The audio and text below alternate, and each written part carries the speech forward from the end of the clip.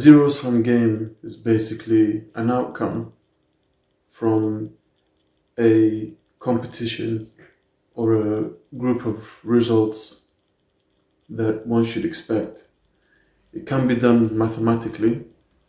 It can be described as a mathematical equation or a probability, but essentially it's an outcome. You enter into a competition, there's one winner, one loser. One winner, three losers. Winner takes all. That is a zero-sum competition. Let me give you an example of what a zero-sum competition is. You have a plot of land, say you have a 900 square acred plot of land. You know there is a piece of gold in that land worth $500 million. One single piece. You can't find it. You don't want to find it. You want to give it up as a prize winner. And you invite 4 different miners. Now these miners, they come with different expertise, different strengths. You have miner A, who has, for example, he has spade. He has a spade, he has picking experience. You have miner B, he has a spade, a shovel, picking experience, and some magnetic things to help him. You have miner C, who has the same equipment plus more, and miner D, for example, who has even more experience and more strength. So they're given the rules of the game. They just have to find where the $500 million piece of gold is, and they get to keep it. The winner will get to keep it, and the other three become losers. So the outcome is, for example, miner B wins. He may have invested a lot less money in his initial venture, but it's paid off. Whether he got lucky or it was because of his strengths or his knowledge, we don't know. All we know is that the result is there's one winner. And miner B won, miner A lost, C and D all losers. They all went home with nothing. That's a zero-sum game. It could have been that the outcome is that if miner B won, he could have split the value of the gold into different pieces. So he could have said, okay, well, I will split it as a 20% to A, 5% to C, and 10% to D. He could have said, right, well, the next person up, miner A is my friend or my sister or my brother. I will give him 10% of what I won. That's not a zero-sum game. That's a shared. That's inclusive of other individuals. And so it's a very capitalistic mindset, is zero-sum game. It's a game theory that is very capitalistic, very competitive, but also very utilized, very popular. We use it in competitions. We also use it in markets. And I think the markets kind of define themselves automatically as zero-sum game markets. If you're new to a market, for example, and say you have an amazing design of a shampoo, and this shampoo is, for example, is anti-dandruff, keeps your hair clean and silky. So these three properties you've managed to develop in a research and development field somewhere in a laboratory, and you can mass produce it, and you've invested some money, and you're going to enter it into the market within the next few days. And now the market already has a few players. and they are very similar. They're also offering silky shine and a clean head, but not anti-dandruff. So once your product enters into the market, what's going to happen? Well, the people in that market, the consumers who already are purchasing from 2 different suppliers, they're buying these products, and they've now seen your product, and what they're going to do, they're going to jump over from that product that they were purchasing to yours because it's offering something else. It could even be a better price.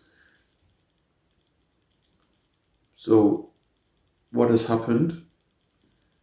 You've taken these market share from these competitors into your field. So these previously they had brand loyalty where they were purchasing these shampoos and feeling clean and fresh, and now they've realized, oh well, yours has come out and it's come out with anti-dandruff, and so they've jumped from that onto yours. You've done what's happened here is that you've reduced their market share and you've taken away their consumers or their customers until they can come out with a better strategy, which could be cheaper, could even reduce the price, or better marketing campaign, or better research and offering, anti-dandruff and something else on top of it. We don't know what's going to come in the future. What we do know for the time being is that there has been, you have taken a lot of customers. A considerable number of customers have decided to jump ship and come over to your side of the operations. That is a zero-sum game. And business often works in that way. Resources work in that way. Resources is a lot more clearer, because if you have a product that uses gold, for example, or oil, there is a limited amount of gold and oil and resources underneath the earth. So if you take that out from under the ground and use it, then there is no longer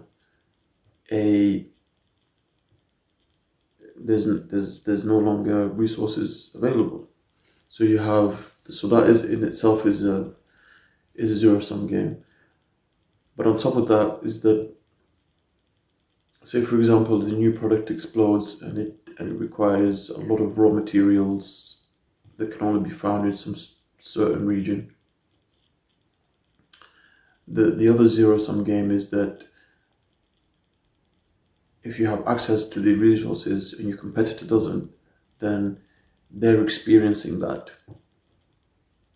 They will experience that directly, and they know that we could have produced these products, but we can't because we don't have the rights to this minefield.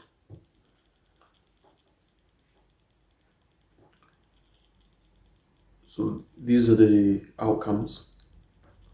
It can be very competitive, but ultimately it can lead to best practice, can lead to enhanced products, because the competitor will realize that their market share is being reduced and do something about it almost immediately.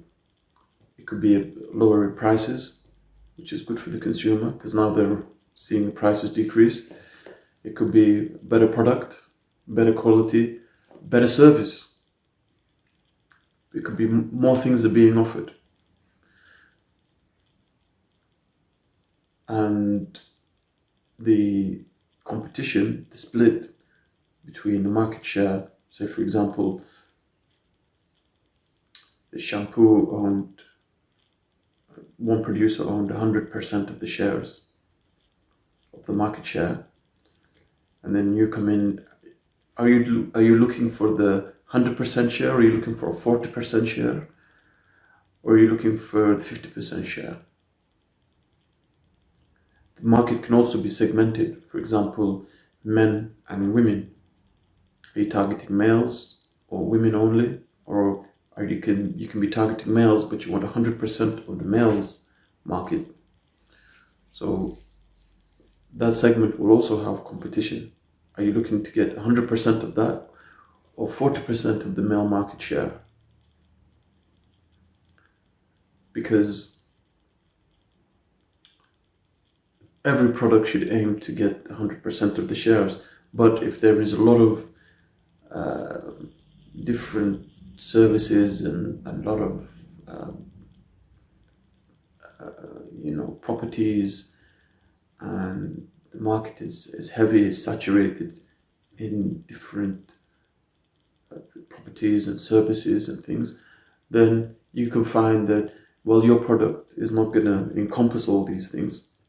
So it's best just to see what it's like offering a small chunk, perhaps consult with them and see what it's like to offer something maybe in the male market that is used for over 30s or over 50s.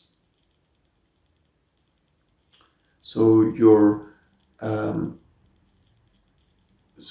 entire target doesn't fall by the wayside, and then you can't attract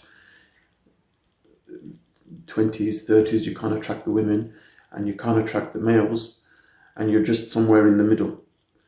So you target your audience or your consumer in order to kind of ensure that you have a good selection and the zero-sum game that you're playing is within a certain field. It doesn't encompass everyone.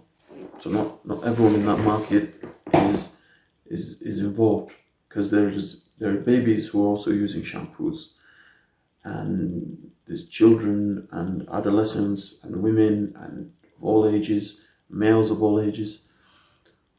So depending on where you target your audience, you could find that the zero-sum game within that is a lot more lenient and more flexible. If you're a new player in the market, it's often best to keep away from zero-sum games, because what you will find is that the individuals with economies of scale and the strength to squeeze you out can squeeze you out very easily. And if they want to squeeze you out, they will do. If they want to keep you in, they will do. But it's a very fine line as to who you're going to be competing with. The shampoo market is very strong. It was not a very good example for startups because it needs a lot of resources. You need manufacturing ability. You need to have the ability to be productive. There's sanitation rules, health and safety requirements, the health aspects. There is codes of what you can use in your skin and what you can use in your hair, what you can be exposed to. And so it's very difficult to enter if you are not a big manufacturing group and don't have manufacturing capacity. But in other areas, for example, you could find that the barriers to entry are a lot easier. And if you have the skills and the intellect to maneuver around the minefields of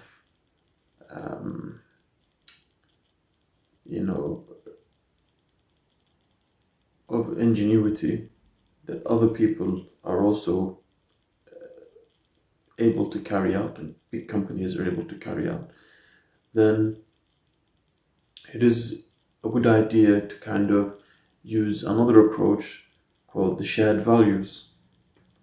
And now the shared values initiative is something that I've heard previously from Professor Michael Porter at at Harvard, and It was one of the articles I read about on the Harvard Business Review. And basically it was saying that the idea of capitalism, it doesn't have to be, win-lose scenarios all the time. There can be scenarios where one of the outputs of your business, if you're putting a product out, yes, there's wages and salaries and whatnot, but also you can include supply chains. For example, if you're making coffee, cups of coffee, the supply chain doesn't have to be. You can include things in the supply chain that can make that final cup of coffee a more desirable experience for the consumer, because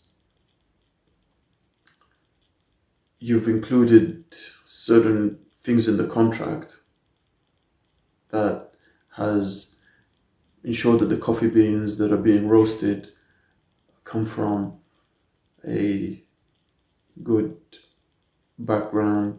They have been brought at a good price, that the supply chain, that's what it's called, where you get the products from and where you bring them in from. That supply chain is basically, it's clean, they've been well paid for, they've been taken care of, there's been no malpractice. It's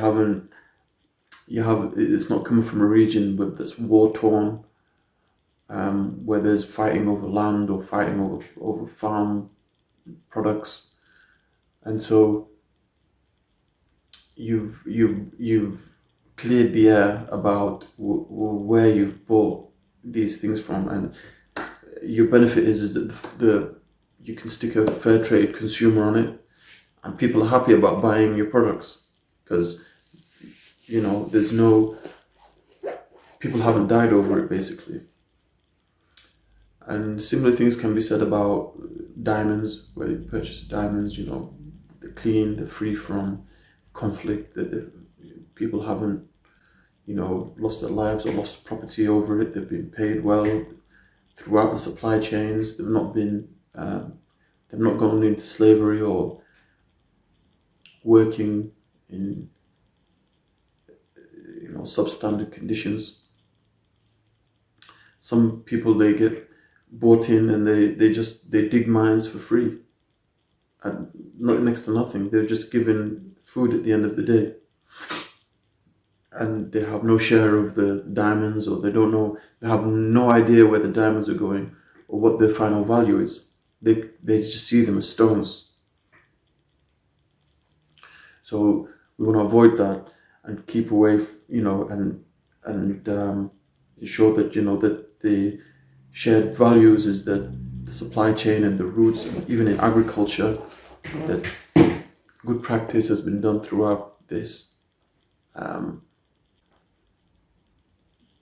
the process, and it's not just a case of export mass amounts and then refine it, import it, export it again at a multiple higher value of a different product altogether,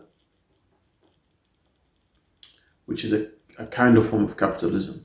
But either way, now you know the difference between what a zero-sum game is, and what shared value and other probability games are.